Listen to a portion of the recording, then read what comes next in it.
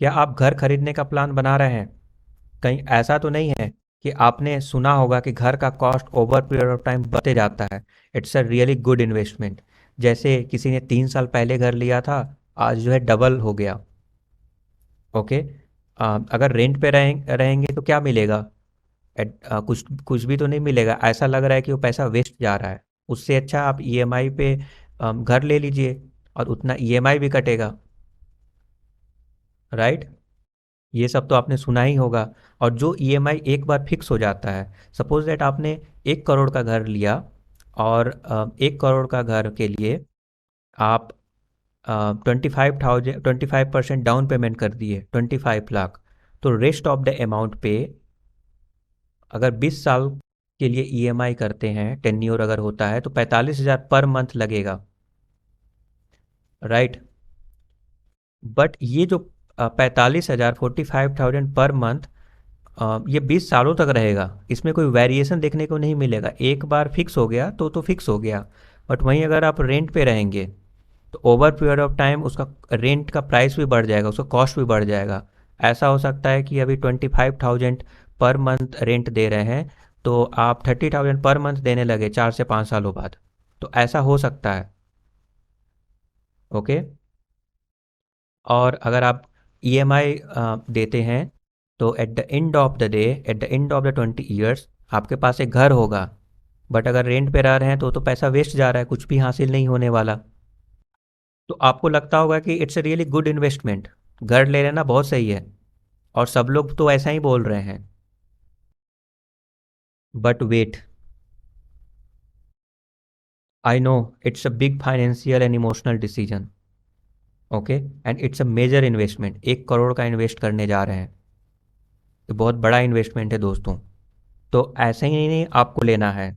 और एक चीज़ और है, अगर आप घर ले लेते हैं तो आपको मूव करने का जो फ्लेक्सिबिलिटी है वो भी उतना नहीं रहेगा। तो इसलिए ये इम्पॉर्टेंट हो जाता है कि आप सारे एडवांटेज एंड डिसएडवांटेज को जानकर आप प्रॉपर ओपन माइंडसेट के साथ आप डिसीजन लीजिए कि आपके वांट्स एंड नीड के लिए क्या सूटेबल है। क्या आपको घर लेना ज़रूरी है या फिर रेंट पर रहना ज़रूरी है? Okay. Because it's a big financial and emotional decision. तो डोंट रश, कोई प्रेशर नहीं लेना और एक्साइटमेंट में आकर भी घर नहीं लेना। तो दोस्तों हम लोग वेरियस सिनारियों के बारे में डिस्कस करेंगे और उसके आधार पे जानने का प्रयास करेंगे। और जो आपके रिक्वायरमेंट को सूट करेगा और आप जिस सिनारियो में फिट बैठते हैं उसके अकॉर्डिंग आप डिसीजन लीजिएगा कि आपको घर लेना ज़रूरी है या फिर रेंट पे रहना सही है। मैं एक चीज़ बता दूं, रेंट पर रहना भी उतना बुरा नहीं है। मैं आगे जो है बताऊंगा, फाइनेंशियल पॉइंट ऑफ व्यू से अगर डिस्कस करेंगे तो फिर आपको समझ में आएगा कि as a financial point of view rent पर भी उतना बुरा नहीं है, वो भी लिया जा सकता है। दोनों ही कंडीशन में एम ये होना चाहिए कि आप चाहे जो है रेंट पर घर लें या फिर आप रेंट आई मीन रेंट दें या फिर आप घर परचेस कर लें। दोनों ही कंडीशन में at the end of the day आपके पास एक घर होना चाहिए, मतलब 20 साल के बाद। ओके। 20 साल के बाद आपके पास एक घर होना चाहिए। डजेंट मैटर कि आप रेंट पर रह रहे हैं या फिर ईएमआई पे कर रहे हैं। उससे पहले दोस्तों हम लोग कुछ घर खरीदने के एडवांटेज जान लेते हैं। तो एडवांटेज वही है जो आपने ये सब सुना होगा। जैसे ओवर पीरियड ऑफ टाइम ये घर आपका अपना हो जाएगा, क्योंकि घर आपका अपना है तो उसके ऊपर पूरा कंट्रोल है, आप जैसे मर्जी वैसे रह सकते हैं। ओनर का कोई टर्म एंड कंडीशन फॉलो करने की ज़रूरत नहीं है। और एक चीज़ और है, जो इंटरेस्ट रेट जो पे करेंगे वो बहुत ही कम होता है। होम लोन जो है 8% के इंटरेस्ट रेट पे मिल जाता है, वहीं जो है पर्सनल लोन 12% के इंटरेस्ट रेट से मिलता है। तो थोड़ा सा यहाँ पे इंटरेस्ट रेट के हिसाब से सही है। और दूसरा, ऑब्वियस सी बात है कि जैसे मंथली आप रेंट पे करते हैं वैसे ईएमआई पे करेंगे। बट इसके मेजर कॉन्स जो है दोस्तों, वो ये है कि एक तो आपको डाउन पेमेंट करना पड़ेगा जो कि बहुत ज़्यादा अमाउंट हो जाता है। तो मान लीजिए 25% बेयर करते हैं तो 25 लाख आपको डाउन पेमेंट करना पड़ेगा। और इसके अलावा आपको कई सारे मेंटेनेंस एंड रिपेयर चार्जेस देने पड़ेंगे।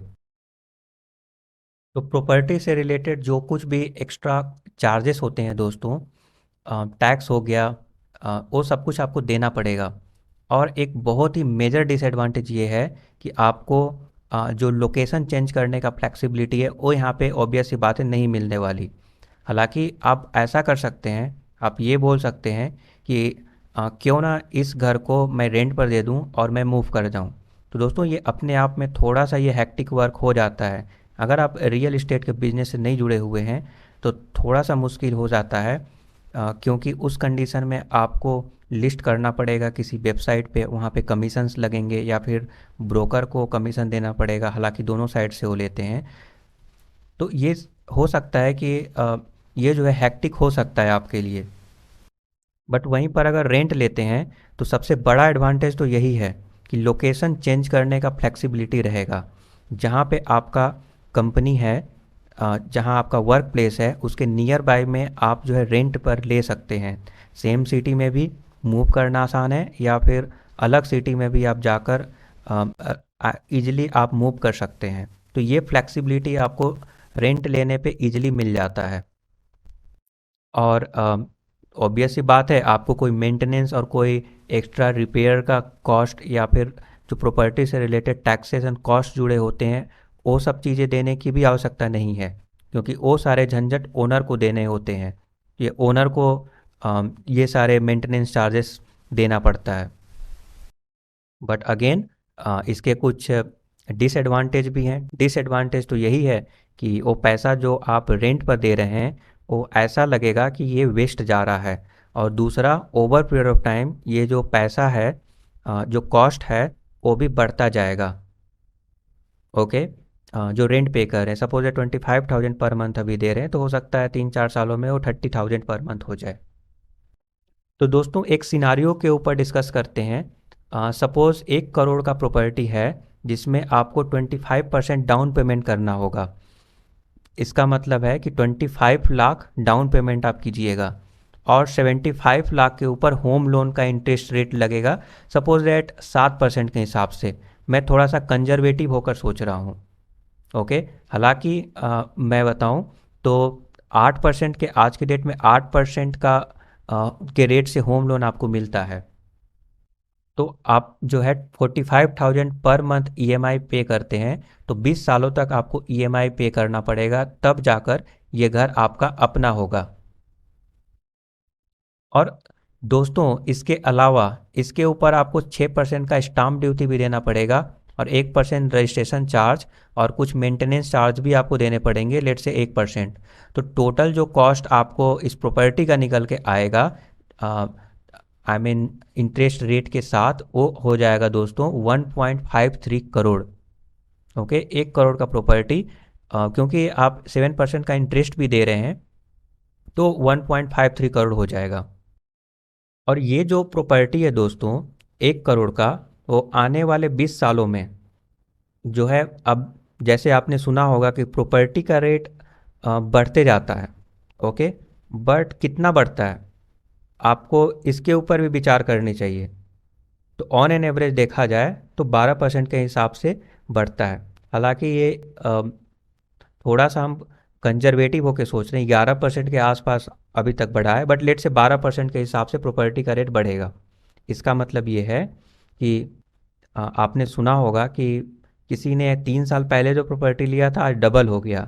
तो दोस्तों कभी कभी ऐसा होता है कि कभी ऐसा टाइम पीरियड होता है जिसमें कंसोलिडेट होता है, उसका प्राइस बढ़ता घटता नहीं है, बहुत ही कांस्टेंट रहता है या फिर बहुत हल्का थोड़ा सा बढ़ता है, और कभी सडन बढ़ता है। तो अगर आप 20 ईयर्स का होरिजोन देखेंगे तो 20 ईयर्स में ऑन एन एवरेज जो आपको रिटर्न मिलेगा वो 12% का मिलेगा। तो 1 करोड़ का वैल्यू 20 साल में वो 8.5 करोड़ हो जाएगा। तो इसका प्राइस तो बढ़ेगा ज़रूर, बट वो जो वेल्थ आपको जो बना के देगा वो 8.5 करोड़ का बना कर देगा। तो 1 करोड़ का घर अब जो है 20 साल के बाद 8.5 करोड़ हो गया। बट दोस्तों रेंट पर रहना भी ज़्यादा बुरा नहीं है। कैसे? फाइनेंशियल पॉइंट ऑफ व्यू से अब हम बात करेंगे। तो यहाँ पे आपने नोटिस किया था कि आपको एक डाउन पेमेंट करना पड़ा था जो कि था 25%, जो कि निकल के आता है 25 लाख।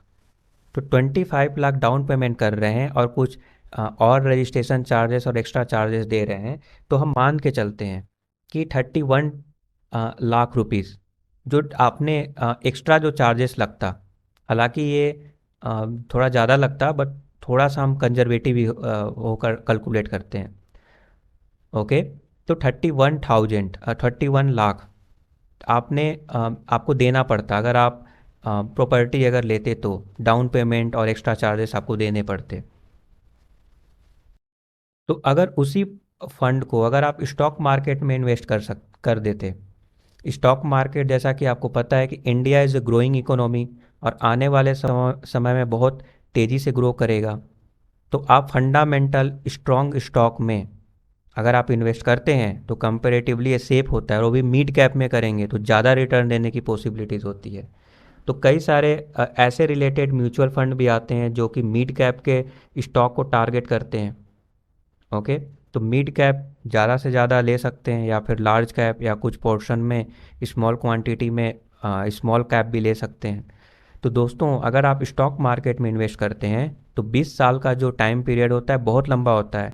ऐसा ज़रूर हो सकता है कि कुछ ईयर्स में बहुत ज़्यादा डाउन मोमेंट आए, बट क्योंकि 20 साल बहुत लंबा समय होता है, तो ये ऊपर जाएगा ही जाएगा, और कई बार बहुत तेज़ी से ऊपर जाएगा, कभी कंसोलिडेट होगा, कभी डाउन भी जाएगा। तो ये सारे चीज़ें होते रहते हैं। बट आप अगर देखें तो ईजिली आप 18% का रिटर्न आप प्राप्त कर सकते हैं स्टॉक मार्केट में, अगर फंडामेंटली स्ट्रॉन्ग स्टॉक की बात करें तो। निफ्टी भी जो है दोस्तों बहुत 10 12 15 तक निफ्टी भी दे सकता है 20 सालों में बात करें तो। अगर इसके बारे में जानना है तो अभी से 20 साल पहले का जो रिटर्न है वो देख लीजिए, और अभी का रिटर्न कितना जो है CAGR आपको मिला है, कितना कंपाउंड हुआ है। ओके, तो आप कैलकुलेट करके अंदाज़ा लगा सकते हैं, क्योंकि इंडिया अभी 20 सालों में और ग्रोथ होने की पॉसिबिलिटीज़ है। तो आपको जो है यहाँ पे थोड़ा कंपनी में पैसे लगाना चाहिए। इक्विटी लेना मतलब आप कंपनी के ओनर हैं, अगर कंपनी अगर अच्छा करता है तो आपका भी वेल्थ बढ़ेगा। सिंपल ये चीज़ होता है। तो वहाँ पे 18% का रिटर्न अगर आपको मिलता है तो वो 8.5 करोड़, ओके, 8.5 करोड़ हो जाएगा। मतलब जो वो जो आपने डाउन पेमेंट आपने किया था, वो डाउन पेमेंट करने के बजाय अगर आप लमसम अगर इन्वेस्ट कर देते हैं तो ईजिली आप at the end of the 20 years आप घर ले सकते हैं। अब जितना ज़्यादा डाउन पेमेंट करेंगे उतना वहाँ पे EMI कम आता। उसी टाइप से जितना ज़्यादा आई मीन जो डाउन पेमेंट का अमाउंट है वो आप लमसम यहाँ पे इन्वेस्ट कर दीजिए, तो at the end of the day आप जो है घर खरीद सकते हैं, आप रेंट पर रहते हुए भी खरीद सकते हैं। ओके, नाउ आपने यहाँ तो देखा होगा कि 45,000 पर मंथ EMI पे कर रहे थे। ओके, वो भी 20 सालों तक। बट क्या रेंट अगर पे करना हुआ, मतलब सेम 1 करोड़ का प्रॉपर्टी है, तो उसके 1 करोड़ के प्रॉपर्टी के ऊपर उसी प्रॉपर्टी को अगर रेंट पर रहते हैं तो मंथली आपको कितना देना पड़ेगा। तो चलिए उसके कुछ डेटा हम लोग देखते हैं कि ऑन एन एवरेज जो मेजर सिटी है इंडिया में, वहाँ पे कितना रेंट लगता है 1 करोड़ के प्रॉपर्टी के ऊपर। तो अगर मैं यहाँ पे जो स्लाइड शो कर रहा हूँ उसमें आप लोकेशन यहाँ पे देख सकते हैं, चेन्नई के कुछ मेजर इंपॉर्टेंट लोकेशन है। वहाँ पे दोस्तों 1 करोड़ के प्रॉपर्टी के लिए 30,000 पर मंथ का EMI आपको सॉरी रेंट आपको पे करना पड़ेगा। सिमिलरली अगर मुंबई की बात करें तो ये भी रेट उसी टाइप का है। 1 करोड़ के प्रॉपर्टी के लिए 30,000 पर मंथ रेंट पे करेंगे।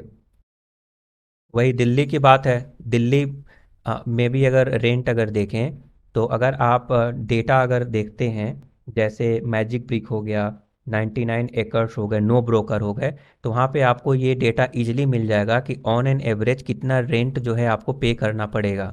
तो दिल्ली में बात करें तो 1 करोड़ के प्रॉपर्टी के लिए 25,000 पर मंथ आपको रेंट पे करना पड़ेगा। पुणे में भी 30,000 पर मंथ, जो मेजर जो इम्पोर्टेंट लोकेशंस हैं।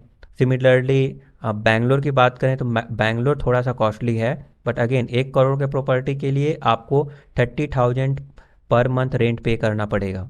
Similarly for Hyderabad and Kolkata, Kolkata में अगर देखें तो 25,000 पर मंथ आपको पे करना पड़ेगा। तो ऑन एन एवरेज बात करें तो इंडिया के मेजर सिटी में 25,000 पर मंथ आपको रेंट पे करना पड़ेगा, जो कि आपके ईएमआई से बहुत कम है। ओके, ईएमआई पे करते तो 45,000 पर मंथ पे करते, यहाँ पे 25 टू 30,000 पर मंथ पे कर रहे हैं। तो दोस्तों इसमें 15,000 या फिर 20,000 का आपको यहाँ पे सेव कर रहे हैं। तो इस अमाउंट को का जो है एसआईपी करवा लीजिए। तो दोस्तों जो एसआईपी करते हैं, अगर 15,000 पर मंथ का अगर एसआईपी कर रहे हैं तो 20 सालों के लिए और 18% का रिटर्न अगर आपको मिलता है, तो आपको जो है, आपने ये तो देखा कि जो डाउन पेमेंट कर रहे थे वो सेम अमाउंट को अगर आप इन्वेस्ट कर देते हैं स्टॉक मार्केट में तो वही जो है 8.5 करोड़ हो जाएगा। नाउ अगर 15,000 पर मंथ अगर आप इन्वेस्ट करते हैं 20 सालों के लिए, तो वो जो है वेल्थ आपको 3.5 करोड़ का हो जाएगा। ओके, तो क्लियरली अगर फाइनेंशियल पॉइंट ऑफ व्यू से देखें तो उतना ज़्यादा भी एडवांटेज आपको नहीं मिलने वाला अगर आप होम लोन लेकर ईएमआई पे अगर घर खरीदना चाहते हैं तो। ओके, दोनों ही सिनारियों में ऑन एन एवरेज ऐसे देखा जाए तो रेंट थोड़ा सा ज़्यादा बेहतरीन परफॉर्मेंस कर रहे हैं। बट वेट, आप बोलेंगे कि रेंट का प्राइस तो बढ़ते रहता है, मैं तो आज के हिसाब से कैलकुलेट किया। तो दोस्तों मैं जो रेंट का प्राइस बढ़ता है उसका भी एक लिमिट होता है, ऐसा नहीं है कि रैंडमली जितना चाहे उतना बढ़ जाएगा। ऑफ कोर्स मार्केट में डिमांड सप्लाई के अकॉर्डिंग ही रेट बढ़ता है। बट दोस्तों जो ऑन एन एवरेज अगर हम बात करें तो वो 6% के रेट से बढ़ता है। ओके, ऐसा हो सकता है कि बहुत लंबे समय तक एक ही रेंट पे कर रहे हैं और सडनली बढ़ जाए, ऐसा हो सकता है। बट वो 6% के हिसाब से बढ़ेगा। अगर 20 ईयर्स का होरिजोन अगर निकाल कर देखेंगे तो जो रेट निकल के आएगा जो रेंट बढ़ने का वो 6% है। तो फिर भी अगर हमको 18% के जगह पे तब भी अगर उसको भी अगर मिनिमाइज कर दिया जाए तब भी 2.5 करोड़, ओके, 2.5 करोड़ रुपए आसानी से आपको यहाँ पे स्टॉक मार्केट में मिल सकते हैं। तो क्लियरली आप देख सकते हैं कि दोनों ही कंडीशन में, हालांकि इस कैलकुलेशन के आधार पे तो ऑब्वियस सी बात है रेंट पर रहना ज़्यादा सूटेबल मालूम पड़ता है। बट फिर भी बट आप सोचेंगे कि पैसा तो वेस्ट जा रहा है ना जो रेंट पे दे रहे हैं। तो दोस्तों वेस्ट तो जो इंटरेस्ट रेट पे कर रहे हैं वो भी जा रहा है। और रिबे अगर एग्जेम्पशन की बात करें तो एग्जेम्पशन तो एचआरए भी मिलता है, टैक्स बेनिफिट तो एचआरए में भी मिलता है, राइट। तो क्लियरली दोनों ही कंडीशन में आप घर लेने में सक्षम हैं। नाउ अब आप इस पर भी विचार कीजिए, 20 साल पहले जो आपने घर लिया होगा और 20 साल बाद जो घर लेंगे उसमें भी कई सारे डिफरेंसेस देखने को मिलेंगे। ओके, एग्जाम्पल के तौर पे अगर मैं बताऊं तो जो 20 साल बाद जो कंस्ट्रक्शन होगा, जो नए घर मिलेंगे, उस उसका जो कंस्ट्रक्शन का मेथड होगा वो थोड़ा सा एडवांस होगा और नए मटेरियल और एफिशिएंट उस समय के टेक्नोलॉजी के अकॉर्डिंग बने होंगे। ऐसा हो सकता है कि जो 20 साल बाद घर बनेंगे वो ज़्यादा एनर्जी एफिशिएंट फीचर वाले बनेंगे और कुछ इलेक्ट्रॉनिक्स के जो इक्विपमेंट हैं और कुछ सेंसर्स हैं आज के कंपैरिजन में ज़्यादा यूज हो रहे होंगे, जो ज़्यादा मॉडर्न मालूम पड़ेंगे। जैसे अगर आपको ये पता करनी हो तो 20 साल पहले का जो बना हुआ जो घर है उससे आप कंपेयर कर सकते हैं और आज जो नए कंस्ट्रक्शन होते हैं उसमें आप देख सकते हैं। तो उसमें क्लियरली कुछ ज़्यादा फीचर मालूम पड़ते हैं। जैसे लिफ्ट की बात करें तो थोड़ा सा ज़्यादा एडवांस देखने को मिलेगा कम, अगर उससे कंपेयर करेंगे तो हर चीज़ में कुछ ना कुछ एडवांसमेंट देखने को मिलता है। तो सिमिलरली अगर 20 साल बाद अगर आप घर लेंगे तो आपको थोड़ा सा एडवांस इक्विपमेंट और न्यू कंस्ट्रक्शन मेथड से बना हुआ घर आप ले सकते हैं, जो कि एक क्लियरली वो ज़्यादा सेटिस्फैक्शन आपको देगा। और अक्सर क्या होता है कि जो पुराने घर होते हैं 20 साल पहले ऐसे जगह पे बन रहे होते हैं जहाँ पे डेवलपमेंट की पॉसिबिलिटीज़ हो, और 20 साल के बाद मोस्टली वो एरिया डेवलप हो चुका होता है और ज़्यादा डेवलप होने की गुंजाइश वहाँ पे नहीं होती। बट जो नया कंस्ट्रक्शन जहाँ पे होता है वहाँ पे ऐसा हो सकता है कि वहाँ पे नया डेवलपमेंट हो रहा होगा, तो उस एरिया में जहाँ पे ज़्यादा तेज़ी से डेवलप होने की पॉसिबिलिटीज़ है, वहाँ पे आप उस समय ले सकते हैं। और अगेन जो पुराने घर रहेंगे अ, उसमें मेंटेनेंस एंड रिपेयर का कॉस्ट भी बढ़ जाएगा, क्योंकि जितना पुराने होते जाएंगे उतना ज़्यादा मेंटेनेंस चार्ज एंड रिपेयरिंग का कॉस्ट लगेगा। बट नए घर में कंपैरेटिवली कम लगते हैं। तो अगर इस सिनारियो को ध्यान में रखकर अगर आप घर लेते हैं तो दोनों ही कंडीशन में, चाहे घर लें या फिर रेंट पे रहें, दोनों ही कंडीशन में at the end of the day आपको घर मिलेगा। हो सकता है कि रेंट पे थोड़ा सा ज़्यादा बेनिफिट मिल जाए, क्योंकि रियल इस्टेट के कंपैरिजन में एक कंपनी में इन्वेस्ट करना और कंपनी में ज़्यादा ग्रोथ होने की पॉसिबिलिटीज़ होती है।